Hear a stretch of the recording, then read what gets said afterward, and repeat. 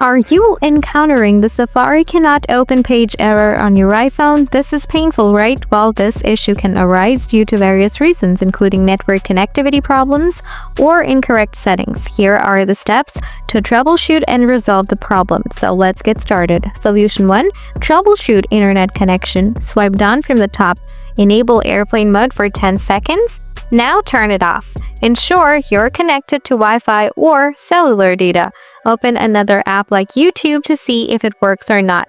If you're on Wi-Fi, try switching to cellular data or vice versa. Solution 2. Clear Safari cache and data.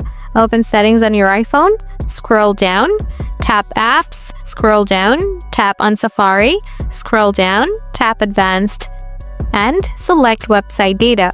Tap edit, scroll down, tap remove all website data, confirm your selection. Solution 3. Restart Safari. Close the Safari app by swiping up from the bottom of the screen.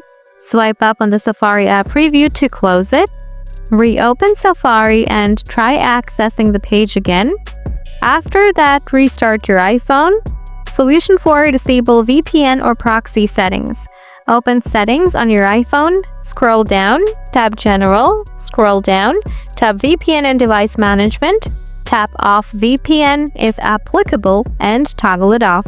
Solution 5. Update iOS. Open settings on your iPhone, scroll down, tap General, scroll down, select Software Update. If an update is available, tap Download and Install. By following these steps, you should be able to fix the Safari cannot open page error on your iPhone. If the issue persists, consider contacting Apple support for further assistance.